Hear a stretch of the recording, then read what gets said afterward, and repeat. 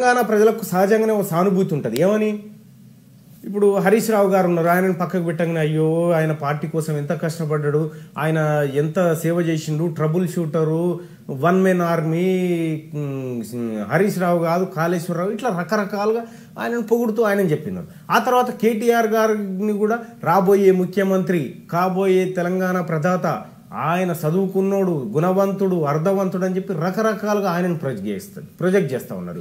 అసలు హరీష్ రావు కేటీఆర్ ఇద్దరు కలిసి చేసినటువంటి ఒక బ్రహ్మాండమైన మోసాన్ని ఇవాళ మీ ముందుకు తీసుకురాబోతున్న మిత్రులు. ఇక అట్లనే కేసీఆర్ కొడుకు రామారావు గారు, తెలంగాణ సీఎం గారి కొడుకు రామారావు గారు, ఈయన గారే ఫ్యూచర్ అని చెప్పినారు కదా.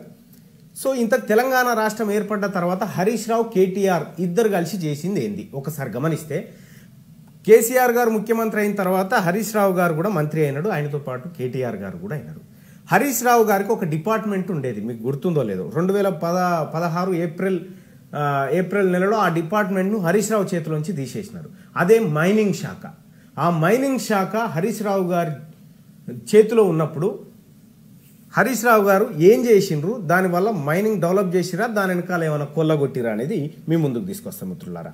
2014 అయినప్పుడు ఏప్రిల్ నెలలో మైనింగ్ శాఖను హరీష్ రావు నుంచి తొలగించి కేటీఆర్కి ఇచ్చారు.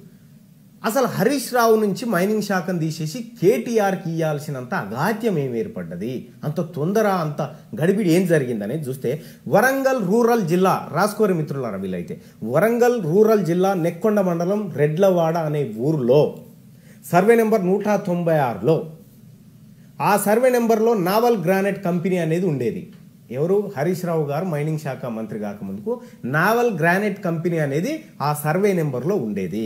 హరీష్ రావు గారు మైనింగ్ శాఖ మంత్రి అయ్యాక ఈ నావెల్ గ్రానైట్ కంపెనీ కాస్త శ్రీలక్ష్మి గ్రానైట్స్గా మారిపోయింది.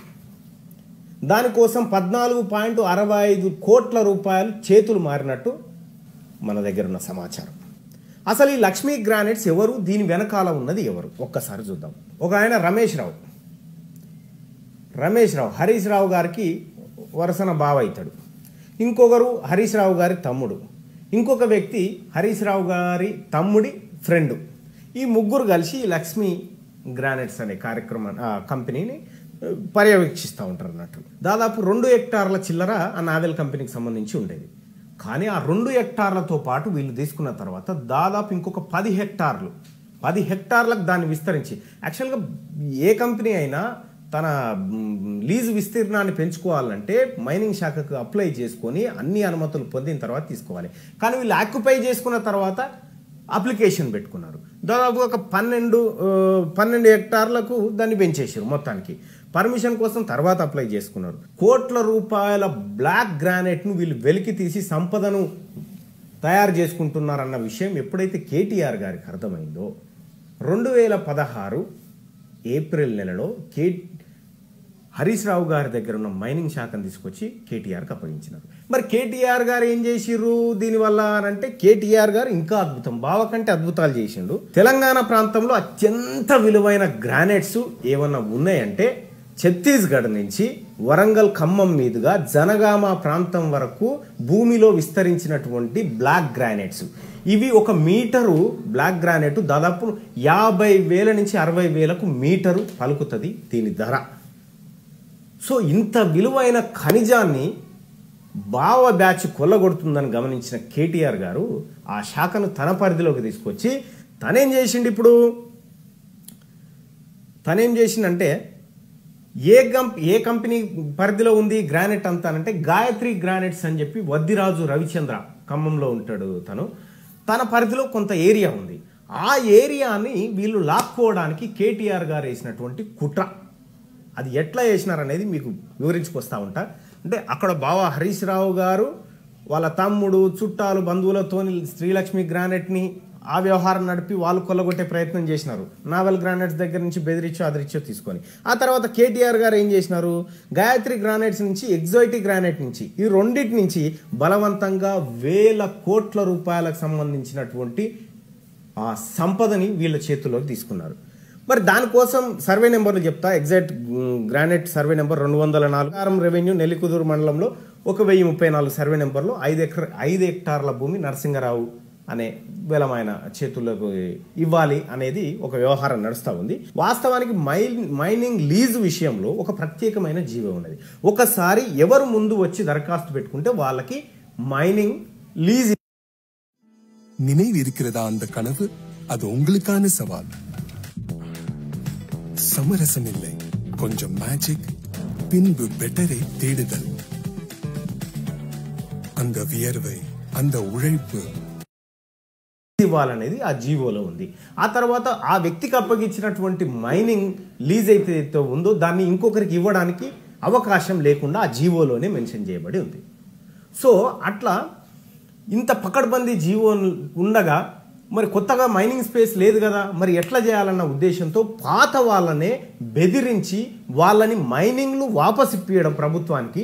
ఇప్పియగానే మళ్ళీ వీళ్ళు అప్లై చేసి మళ్ళీ ఆ మైనింగ్ను తీసుకోవడం, ఇటువంటి కార్యక్రమాలు చేస్తూ ఉన్నారు అన్నట్టు. ఇక ఇట్లనే ఇప్పుడు తాజాగా ఇక చూడరు మిత్రులారా, సురభి గ్రానైట్స్ ఇది.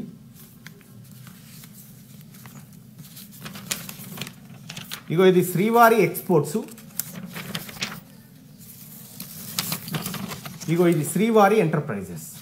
ఈ 3 కొత్త కంపెనీలు 2018లో ఎంటర్ అయిపోయినాయి. అంటే ఆల్రెడీ ఉన్నటువంటి యజమానుల దగ్గర నుంచి లీజులు వాపస్ చేయించి బలవంతంగా ఇగో వీళ్ళంతా ఎవరి బినామీలో ఇక మీరే అర్థం చేసుకోవాలి మిత్రులారా. ఈయన ఎవరి కొడుకు? ఈయన సురభి ప్రభాకర్ రావు గారి కొడుకు సురభి గ్రానైట్స్. ఈమె గారు గోవిని శాంతి, ఈయన గారు గోవిని సతీష్ కుమారు.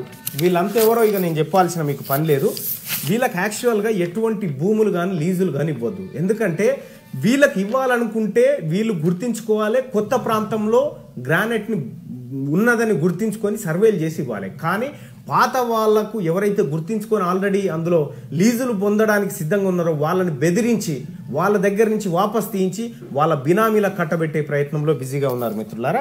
వీళ్ళు ముగ్గురు ఎవరంటే కరీంనగర్ పట్టణంలో మంకమ్మ తోట ప్రాంతానికి సంబంధించినటువంటి వాళ్ళే ఈ ముగ్గురు. వీళ్ళు వెలమలని నేను ప్రత్యేకంగా చెప్పాల్సిన పని లేదు. ఇదొకటి. అయితే ఇట్లా ఒకరి దగ్గర నుంచి ఒకరికి ఇచ్చిన తర్వాత ప్రభుత్వం తిరిగి లాక్కోవడానికి వీలు లేనటువంటి అగ్రిమెంట్ అది. కానీ ఏషియన్ గ్రానైట్స్ వాళ్ళ దగ్గర నుంచి ప్రభుత్వం లాక్కోవడానికి ప్రయత్నం చేస్తే ఏషియన్ గ్రానైట్స్ వాళ్ళు హైకోర్టుకు వెళ్తే హైకోర్టు ప్రభుత్వానికి మొట్టికాయలేసి ఇది 100% ఏషియన్ గ్రానైట్స్ వాళ్ళకే ఉండాల్సిందే, దీన్ని వాపస్ తీసుకోవడానికి వీలు లేదని చెప్పి కొట్టింది. ఆ ఏషియన్ గ్రానైట్స్కి సంబంధించినటువంటి ఈ తీర్పు కాపీ ఇదంతా. ఇందులో ఏషియన్ గ్రానైట్స్ గెలిచింది, తెలంగాణ ప్రభుత్వం ఓడిపోయింది. ఆ తర్వాత మైనింగ్ శాఖ. ఇదిగో ఈ టేబుల్ మీద కనిపిస్తున్న ఫైల్ ఉందా? ఈ టేబుల్ మీద ఒక ఫైల్ కనిపిస్తుంది చూసినావా? ఇది మైనింగ్ డిపార్ట్మెంట్కి చేరినటువంటి దస్త్రాలు. ఇవి సురభి గ్రానైట్స్ అనే ఈ బెండిల్ మొత్తం అదే. వీళ్ళు కొత్తగా పర్మిషన్ ఇవ్వడం కోసం పాత యాజమాన్యాలను బెదిరించి ఎవరైతే ఉన్నారో వాళ్ళని బెదిరించి వాళ్ళ దగ్గర నుంచి వాపస్ తీసుకొని ఈ పని చేయడానికి సిద్ధపడుతూ ఉన్నారు. దీనికి సంబంధించి ఇగో వీళ్ళు కబ్జా పెట్టబోతున్న ఏరియా ఇది. ఈ ఎల్లో మార్కులో గీసి పెట్టింది. ఈ తర్వాత శ్రీవారి ఎంటర్ప్రైజెస్కి సంబంధించి 9.20 హెక్టార్ల భూమిని వీళ్ళకు మంజూరు చేయాలని చెప్పి మైనింగ్ శాఖకి రాసినారు. ఎవరు? Assistant director mining and geology Mahabubabad గారు హైదరాబాద్ మైనింగ్ ఆఫీస్కి రాసినారు వీళ్ళకి ఇవ్వాలని చెప్పి. శ్రీవారి ఎంటర్ప్రైజెస్ వాళ్ళు దరఖాస్తు చేసుకున్న విస్తీర్ణం 8.70 హెక్టార్లు. వాళ్ళ ఫైల్ నెంబర్ 1254/2018. సురభి గ్రానైట్స్ దరఖాస్తు చేసుకున్న విస్తీర్ణం 8 ఎకరాల 78 హెక్టార్లు, 8.78 హెక్టార్లు. File number 1253/2018. శ్రీవారి ఎక్స్పోర్ట్స్ దరఖాస్తు చేసుకున్న విస్తీర్ణం 9.20 హెక్టార్లు. File number 1255/2018. Compartment number 1138. Granite లీజులు ఇవ్వడం కోసం వద్దిరాజు రవిచంద్ర అనే ఒక బడుగు బలహీన సామాజిక వర్గానికి చెందినటువంటి ఒక వ్యాపారవేత్త దగ్గర ఉన్నటువంటి భూములను బలవంతంగా లాక్కొని బెదిరించి ఆ భూములను ఇప్పుడు తమవారి కట్టబెట్టే పనిలో బిజీగా అయిపోయారు. ఈ మైనింగ్ డిపార్ట్మెంట్లో ఫుల్ ప్రెషర్ పెట్టినారు. దీంతో వాస్తవానికి పాత యజమానుల వద్ద నుంచి లాగి అప్పగించే ప్రయత్నమే చేశారు. దానికి కేటీఆర్ గారు మైనింగ్ శాఖ ఉన్నతాధికారి గారు ఎవరు సుశీల్ కుమార్ గారి పైన ఒత్తిడి పెంచారు. ఎలాగైనా 8 మంది చేత 8 మంది పాత యాజమాన్యాల దగ్గర భూములు వాపస్ తీసుకోవాలి, అంటే వాళ్ళంతలా వాళ్ళే మేము వాపస్ ఇస్తున్నాం, మేము చేయలేకపోతున్నామని వాళ్ళపైన ఒత్తిడి పెట్టి లెటర్లు రాయించుకొని ఆ వచ్చిన దాన్ని తిరిగి తమ అనుయాయులకు తన బినామీలకు కట్టబెట్టడం కోసం ఆ సుశీల్ కుమార్ గారి పైన ఒత్తిడి పెడితే ఆ సుశీల్ కుమార్ గారు ఈ శాఖలో నేను పని చేయలేను, దయచేసి నన్ను వదిలేయండి అని చెప్పి ఆయన వేడుకుంటే ఆయన ఆ శాఖ నుంచి ట్రాన్స్ఫర్ చేసినారు. ఖమ్మం, వరంగల్ రూరల్ ప్రాంతాల పరిధిలో బ్లాక్ గ్రానైట్ నిక్షేపాలు కొల్లగొట్టే పని విజయవంతంగా చేస్తారు. ఈ వెలమలకు సంబంధించి ఎన్ని హెక్టార్లలో అంటే దాదాపు 100 ఎకరాలు 100 ఎకరాల బ్లాక్ గ్రానైట్ కి సంబంధించినటువంటి భూములు ఆ సంపదను కొల్లగొట్టడానికి వెలమలు మైనింగ్ శాఖలో జొరబడ్డారు. ఇది బావా కొల్లగొడుతుండని బామ్మర్ది తీసుకొని బామ్మర్ది చేసింది ఇంతకంటే పెద్ద దోపిడీ చేస్తూ ఉన్నాడు మిత్రులారా. దాదాపుగా ఒకవేళ ఇది 20 సంవత్సరాల పాటు ఈ గ్రానైట్ వెలికి వెళితే దాదాపు దీని విలువ 20,000 కోట్ల రూపాయలు ఉండబోతుంది. 20,000. In the south of Odisha, on the border of Andhra Pradesh,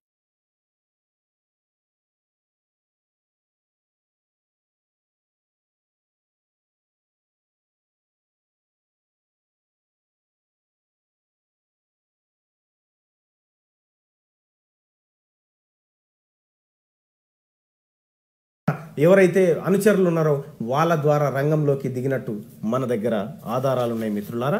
వీటికి ఇగో ఇవన్నీ అవే మన టీం సంపాదించినటువంటి వివరాలు. ఇవన్నీ బ్లాక్ గ్రానైట్స్. ఇగో name of the applicant Srivari exports. ఈ ప్రాజెక్ట్ రిపోర్ట్లు వాళ్ళు ప్రాజెక్ట్ రిపోర్ట్లో ఏం చెప్పినారు. తర్వాత శ్రీవారి ఎంటర్ప్రైజెస్. ఇది ఇగో వాళ్ళ అప్లికేషన్ ఏరియా ఎక్కడ పెట్టుకున్నారు ఏరియా, వాళ్ళు కట్టిన డీడీలు, ఇగో వాళ్ళ ఫైలు.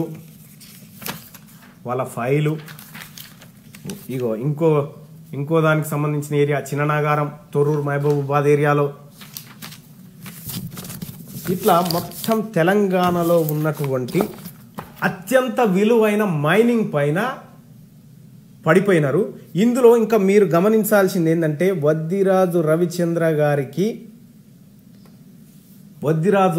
గారి దగ్గర నుంచి లేకపోతే ఇతర ఎగ్జైటీ గ్రానైట్స్ దగ్గర నుంచి గుంజుకున్న భూములు ప్రకమ్య డెవలపర్స్ అనే సంస్థకు అప్పచెప్పినారు. ఈ ప్రకమ్య డెవలపర్స్ ఎవరు అనంటే అందులో డైరెక్టరు కల్వకుంట్ల సందీప్ రావు, కేటీఆర్ గారి బంధువు.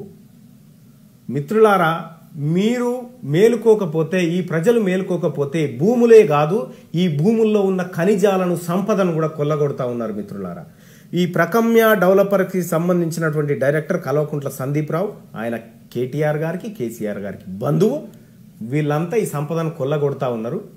దయచేసి దీనిపైన ప్రధానమంత్రి గారు కానీ లేకపోతే కేంద్ర హోంశాఖ కానీ వీళ్ళు ఎంక్వైరీ చేయాల్సిన అవసరం ఉంది. దీనిపైన సిబిఐ ఎంక్వైరీ జరగాలి. 20,000 కోట్ల రూపాయలకు సంబంధించిన సంపద కొల్లగొడతా ఉన్నారు మిత్రులారా. కల్వకుంట్ల చంద్రశేఖరరావు గారు ఏదైతే చెప్పిండో మనకు తెలంగాణ ఉద్యమంలో మన సంపదనంతా ఆంధ్ర వాళ్ళు దోసుకపోతున్నారు. ఈ ఆంధ్ర వాళ్ళు దోసుకపోలే. అసలు తెలంగాణ రాష్ట్రం వచ్చిందని మనం అనుకుంటున్నాం, కానీ వచ్చింది మన రాష్ట్రం కాదు, పోయిన వెలమల రాజ్యం తిరిగి వచ్చింది మిత్రులారా. ఆ రాజ్యంలో వాళ్ళు ఈ సంపదనంతా కొల్లగొట్టే పనిలో బిజీగా ఉన్నారు. ఇప్పటికైనా ప్రజలు మేలుకోండి. ఈ కుట్రలన్నీ బయట పెట్టండి, ఈ కుట్రలను గమనించండి. మీ శవాలను మీరే భుజం మీద వేసుకొని తిరగకండి. దయచేసి మిత్రులారా, 20,000 కోట్ల రూపాయలకు సంబంధించినటువంటి ఈ కుంభకోణం మీరు ప్రతి ఒక్కరికి షేర్ చేయాల్సిన అవసరం ఉంది. హరీష్ రావు, కేటీఆర్ ఇద్దరు కలిసి ఈ మైనింగ్ డిపార్ట్మెంట్ని మొత్తం చెరబట్టి కొల్లగొట్టిన విషయాన్ని మీరంతా గమనించాలని చెప్పి మనసారా కోరుకుంటున్నాం మిత్రులారా. ఇది ఇవాల్టి topic. Thank you so much.